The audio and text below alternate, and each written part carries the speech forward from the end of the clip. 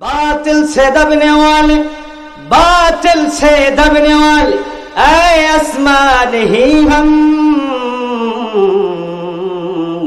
सो बरकर चुपा है तू इंतहा हमारा। চিল্লা বলে আল্লাহু আকবার। এই পৃথিবী 100 বার টেস্ট করেছে, এই পৃথিবী 100 বার ট্রাই করেছে, এই পৃথিবী 100 বার দেখেছে ইমানদার কখনো, মুমিন কখনো কোনো বাতিলের সামনে মাথা নত করতে পারে না। চিল্লা বলেন ঠিক কিনা?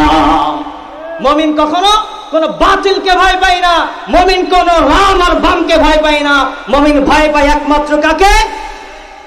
142তম আয়াতের মধ্যে আল্লাহ জানিয়ে দিলেন, আম হাসিবতুম আন তাদখুলুল জান্নাতা ওয়ালাম্মা ইয়া'লামিল্লাহুল্লাযীনা জাহাদু মিনকুম ওয়া ইয়া'লামাস সাবিরিন। জোরে বলুন আল্লাহু আকবার।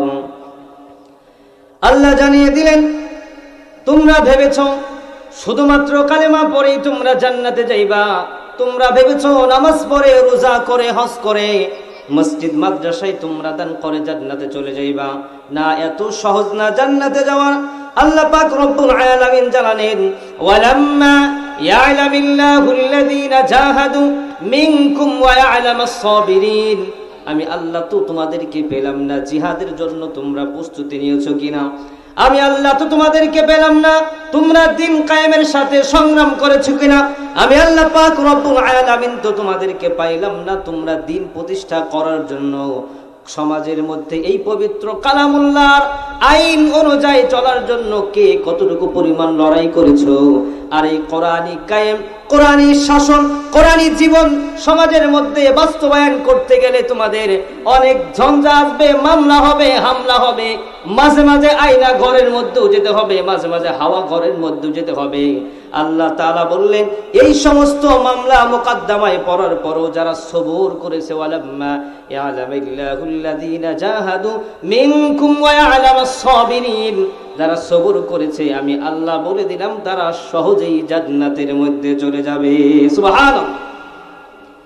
দ্বিতীয়ত আল্লাহ বললেন সূরা বাকারা 214 নম্বর আয়াতে একই কথাই আল্লাহ তাআলা আবার বললেন, আম হাসিবতুম আন তাদখুলুল জান্নাতা ওয়ালাম্মা ইয়াতিকুম মাসালুল্লাযীনা খালাউ মিন ক্বাবলিকুম মাসাতুহুমুল বা'সাউ ওয়াদ-দাররাউ ওয়াযুলজিলু হাত্তা ইয়াকুলার রাসূল والذين آمنوا معه متى نصر الله ألا إن نصر الله قريب। চিল্লাবুন আল্লাহু আকবার। আল্লাহ তাআলা এই আয়াতে কি কথাই বললেন, তোমরা কি ভেবেছো খুব সহজেই তোমরা জান্নাত পাইবা? না, খুব সহজেই তোমরা জান্নাত পাইবা না।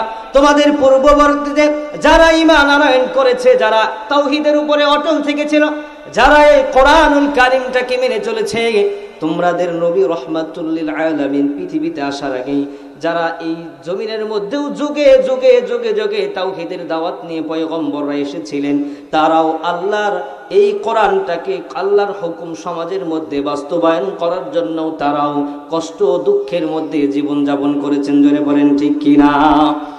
আল্লাহ পাক রব্বুল আলামিন জানালেন, এমন কষ্ট তো এখনো তোমাদের উপরে আসে নাই। আল্লাহ পাক রব্বুল আলামিন জানালেন, পয়গম্বররা দ্বীনের দাওয়াত দিয়েছেন, পয়গম্বরদের সাথে যারা ঈমান আনয়ন করেছে তারাও বলেছে আল্লাহর পক্ষ থেকে কি আমাদের কাছে সাহায্য আসবে না? আল্লাহ সঙ্গে সঙ্গে জানিয়ে দিলেন, আলা ইন্না নাসরুল্লাহি করিব। আমি আল্লাহর সাহায্য মুমিনদের জন্য একেবারেই নিকটবর্তী। চিল্লায় বলেন না সুবহানাল্লাহ। আল্লাহ পাক রব্বুল আলামিন জানিয়ে দিলেন, যারা তাওহীদের কথা বলবে, রিসালাতের কথা বলবে, তাদের উপরে যুগে যুগে দুঃখ কষ্ট আসবে। যতই দুঃখ আসুক না কেন, যতই কষ্ট আসুক না কেন, ঈমানদার কখনো বাতিলের সামনে মাথা নত করতে পারে না। চিল্লায় বলেন ঠিক কিনা? কবি সম্রাট ইকবাল রহমাতুল্লাহ আলাইহি বলেছেন, বাতিল সে দবনে ওয়ালে, বাতিল সে দবনে ওয়ালে, ऐ आसमान ही हम भर कर छुपा है तू इंतहा हमारा। চিল্লা বলে আল্লাহু আকবার। এই পৃথিবী 100 বার টেস্ট করেছে, এই পৃথিবী 100 বার ট্রাই করেছে, এই পৃথিবী 100 বার দেখেছে ইমানদার কখনো, মুমিন কখনো কোনো বাতিলের সামনে মাথা নত করতে পারে না। চিল্লা বলেন ঠিক কিনা? মুমিন কখনো কোন বাতিলকে ভয় পায় না, মুমিন কোন রাম আর বামকে ভয় পায় না, মুমিন ভয় পায় একমাত্র কাকে? একমাত্র কাকে ভয় পায়? আল্লাহ। অতএব কথা একটাই, স্টেট বরাবর এখানে বসেছি। আপনারা এখন বলতে পারেন হুজুর আপনারা শুধু তো রাজনীতির কথা বলেন, আপনারা মঞ্চে উঠেই শুধু এই যে স্বৈরাচার সরকারের বিরুদ্ধে কথা বলেন, এটা আমাদেরকে ইন্টিগ্রেট করে। আমি একটা কথা বলি, জামাত ইসলাম যদি ইসলামী একটা দল, তাই না? জামাত ইসলাম যদি কোরআনের বিরুদ্ধে কথা বলে, কোরআন জামাত ইসলামকে কিঞ্চিত পরিমাণ ছাড় দেয় না? কথা বলেন ঠিক কিনা? হাত পাখা যদি কোরআনের বিরুদ্ধে কথা বলে, কোরআন হাত পাখাকেও ছাড় দেয় না। আওয়ামী লীগ যদি কোরআনের বিরুদ্ধে কথা বলে, কোরআন আওয়ামী লীগকে ছাড় দেয় না। বরং বিএনপিও যদি সামনে কোরআনের বিরুদ্ধে কথা বলে, কোরআন এই বিএনপিকেও ছাড় দিবে না। চলে বলেন ঠিক কিনা? অতএব সকলের হুঁশিয়ার, সাবধান। কোরআন কোনো ব্যক্তিকে আর কোনো দলকে সাপোর্ট করে না, কোরআন একমাত্র স্বয়ং আল্লাহর কথা বলে। জোরে বলেন ঠিক কিনা? অতএব কেউ ভাববেন না যে মোল্লারা মঞ্চে বসে বসেই তাদের নিজের মন করা কথা বলে, তাদের বাপ দাদার কথা বলে। না, মোল্লারা কখন তাদের বাপ দাদার কথা বলে না, মোল্লারা ডাইরেক্ট কোরআন থেকে কথা বলে। চিল্লা বলেন ঠিক কিনা?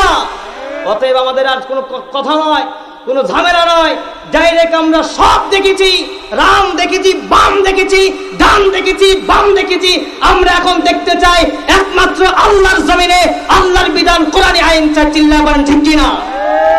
আল্লাহ পাক রব্বুল আলামিন আমাদেরকে কোরআনের সুচিতল ছায়াতলে আসার বসার তৌফিক দান করে। চিল্লা পড়ুন আল্লাহুম্মা আমিন। আল্লাহ পাক রব্বুল আলামিন কোরআনুল কারীমে জানিয়ে দিলেন, সূরা বাকারা 214 নম্বর আয়াতের মধ্যে জানিয়ে দিলেন, শুধুমাত্র তোমাদের উপরেই মামলা হয় নাই, শুধুমাত্র তোমাদের উপরই হামলা হয় নাই।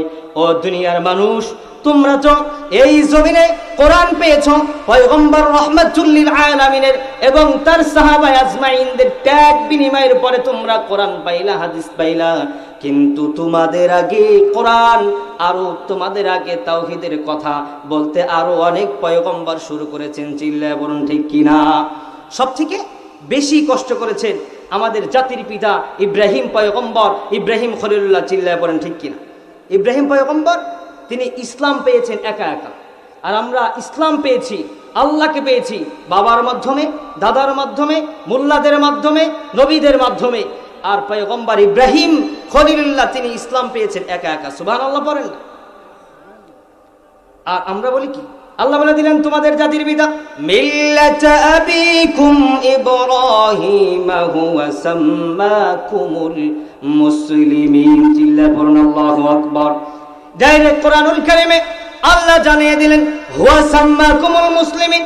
গোটা মানবজনের, গোটা মুসলিম মানবদের জন্য জাতির পিতা হলেন ইব্রাহিম আলাইহিস সালাম।